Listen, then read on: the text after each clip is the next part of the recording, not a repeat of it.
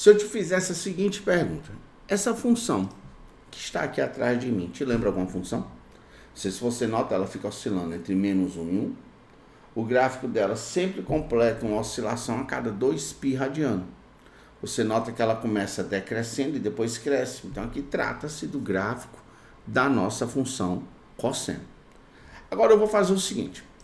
Eu vou colocar aqui uma função polinomial de grau zero, constante, igual, como vocês estão vendo aí, igual a 1. Então você tem aqui essa função aqui, polinomial, seria a nossa função polinomial ax igual a 1. Eu vou pegar essa função polinomial que é de grau zero e vou transformar ela em uma função polinomial de grau 2, adicionando a parcela menos x ao quadrado sobre 2 fatorial. E vou analisar o que ocorre com o gráfico dela. Eu percebo que o gráfico dela se aproximou do gráfico da função verde, que é a função cosseno. Vamos imaginar que eu continue esse processo de aumentar o grau dela, adicionando parcelas. Vamos supor que aí ela está do grau 2. Eu vou adicionar a parcela x4 sobre 4 fatorial, transformando ela numa função polinomial do quarto grau. Olhe o que ocorreu com o gráfico dessa função. Você percebe que o gráfico dela se aproximou mais ainda do gráfico verde, que é o gráfico da função cosseno. E se eu adicionar essas parcelas sucessivamente, indefinidamente, estou transformando ela aqui em uma função polinomial do sexto grau, adicionando a parcela x elevado a 8 sobre 8 fatorial, transformei ela numa função polinomial do oitavo grau, adicionando a parcela menos x elevado a 10 sobre 10 fatorial, transformei ela numa função polinomial do 10º grau, e assim sucessivamente e indefinidamente. Se você olhar esse processo sucessivo, indefinitivo, olha o que ocorre com o gráfico desse polinômio. Ele vai cada vez mais se aproximando, à medida que eu adiciono novas parcelas, do gráfico da função cosseno.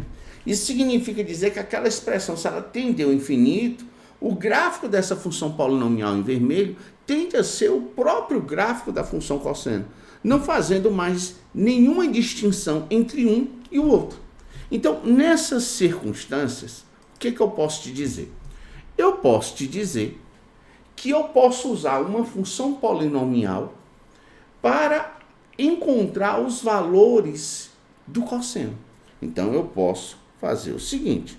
Se eu colocar aqui no quadro a função cosseno de x e te perguntar como é que eu devo proceder para encontrar os valores do cosseno de x, eu te digo que isso se aproxima muito da função polinomial 1 menos x ao quadrado sobre 2 fatorial, mais x4 sobre 4 fatorial, menos x6 sobre 6 fatorial, mais x elevado a 8 sobre 8 fatorial, menos x elevado a 10 sobre 10 fatorial, e assim sucessivamente, indefinidamente. Então, posso usar esse polinômio de grau ilimitado para achar os valores, o quanto mais próximo eu queira, de um cosseno de um determinado valor.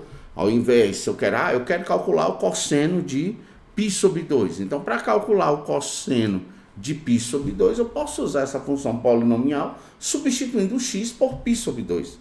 E você me pergunta, e isso eu só posso fazer com a função cosseno? Eu te digo não. Da mesma forma, eu posso fazer com a função seno. Só que através de outro polinômio, do polinômio x, menos x elevado a 3 sobre 3 fatorial, mais x elevado a 5 sobre 5 fatorial, menos x elevado a 7 sobre 7 fatorial, mais x elevado a 9 sobre 9 fatorial, menos x elevado a 11 sobre 11 fatorial, e assim sucessivamente e indefinidamente. Quanto mais parcelas eu colocar, mais próximo esse polinômio vai se tornar do seno. E eu posso fazer isso com outras funções complicadas, como, por exemplo, a função exponencial e elevado a x, que é a mesma coisa de 1 mais x ao quadrado sobre 2 fatorial, mais x elevado a 3 sobre 3 fatorial, mais x4 sobre 4 fatorial, mais x elevado a 5 sobre 5 fatorial, e sempre seguindo esse padrão sucessivamente, indefinidamente. E se você me perguntar como é que eu achei essas funções polinomiais, eu te digo que simplesmente isso é consequência de uma série chamada série de Maclaurin. E desde já, se você quiser um vídeo que eu uso demonstrando essas igualdades, eu quero que você curta esse vídeo e que você comente também. Eu quero que você demonstre a série de Maclaurin, demonstre por que a função cosseno, seno e a função exponencial é elevada a x, e outras funções, eu posso fazer isso com a função logarítmica, achar sempre um polinômio que se aproxima dela à medida que a quantidade de termos tende ao infinito. É série de Maclaurin. Você vai me pedir, comente, que eu vou lhe demonstrar. Mas a conclusão que eu quero chegar nessa aula, o objetivo dessa aula, é te mostrar como é que isso está relacionado com o que chamamos de forma exponencial do número complexo, que é aquele que aparece aquela unidade imaginária. Então, se você olhasse para essa função aqui, e elevado a x, e eu pedisse que você calculasse o valor de e elevado a xi, o que você ia fazer é simples. Onde tem x, você vai colocar xi. Então, se você faz isso, aqui fica 1 mais xi. Aqui, se você pegar xi ao quadrado, como i ao quadrado é menos 1, então vai ficar menos isso. Se você pegar xi ao cubo, vai dar exatamente menos i, e assim sucessivamente eu vou fazer com tudo isso. Então, assim sendo, como é que vai ficar o nosso termo? Aqui vai ficar 1 mais xi, o próximo fica menos x ao quadrado sobre 2 fatorial, o próximo vai ficar menos i vezes x elevado a 3 sobre 3 fatorial, o próximo fica x4 sobre 4 fatorial, já que i elevado a 4 é 1, o i elevado a 5 é i, então aqui vai ficar mais i vezes x elevado a 5 sobre 5 fatorial. E assim eu vou realizar esse processo sucessivamente e indefinidamente. Você me diz, o que isso tem a ver com a forma exponencial dos números complexos? Eu digo, tudo. Imagine o seguinte, que nessa parcela aqui, nessa igualdade, eu multiplico os dois membros dessa igualdade pela unidade imaginária. Fazendo isso, aqui vai ficar i vezes seno, i vezes x ao cubo sobre 3 fatorial, i vezes x a 5 sobre 5 fatorial, i vezes x a 7 sobre 7 fatorial, e assim sucessivamente. Eu vou pegar as duas primeiras parcelas e somar. Você percebe bem que se eu somar essa igualdade com essa outra igualdade, vai resultar exatamente em e elevado a xi. Então, daí eu cheguei à conclusão que o e elevado a xi é a mesma coisa de cosseno de x mais i vezes seno de x. Então, a partir daí, eu cheguei a demonstrar a forma exponencial dos números complexos. Eu estou te dizendo que se eu tiver um número complexo aqui no quadro, cuja a parte real ela vale A e a parte imaginária vale B, aqui eu tenho um número complexo, está aqui a parte real A e a parte imaginária dele vale B. Vamos supor que aqui seja o módulo dele, vou botar módulo de Z, e aqui é o seu argumento θ.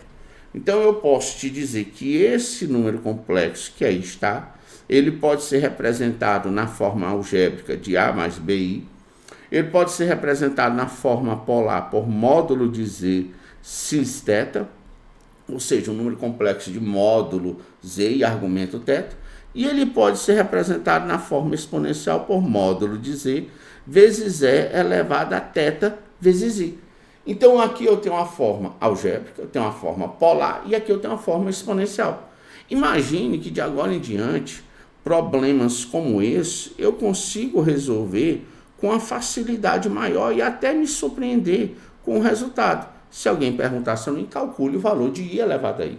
Eu sei que I é a unidade imaginária, como se na forma algébrica fosse 0 mais 1 vezes I, ou seja, corresponde ao ponto de coordenadas 0 e 1. Então, trata-se de um número complexo de módulo 1 e de argumento π sobre 2. Então, nesse caso, esse número complexo na sua forma exponencial, 1 é o módulo dele, que multiplica e elevado ao seu argumento, que é π sobre 2 vezes i. Então, você já imaginou que o i é elevado a π sobre 2 vezes i? Então, quer dizer que quando você calcula i elevado a i, quem é o i? O i é o e elevado a π sobre 2ai. Isso tudo é o i que está elevado a i. Potência da potência, você vai multiplicar os expoentes. Só que se você multiplicar i vezes i, vai dar i ao quadrado. E i ao quadrado é menos 1. Então, aqui vai ficar e elevado a menos π sobre 2. Que isso é a mesma coisa de você calcular a raiz quadrada de e elevado a menos π, que nada mais é do que 1 sobre e elevado a π. Se você calcular essa raiz quadrada em qualquer calculadora científica, isso vai dar aproximadamente 0,20787957. Pessoal, isso mesmo, eu estou te dizendo que i elevado a i é um número real positivo. Isso é surpreendente. Então, se você quer um vídeo em que eu demonstre por que o cosseno de x resulta nessa função polinomial, por que o seno de x resulta nessa, e a função exponencial e elevada a x resulta nessa outra função exponencial, que eu falo sobre a série de McLaren, eu quero que você curta e deixe um comentário aí que você quer ver esse vídeo.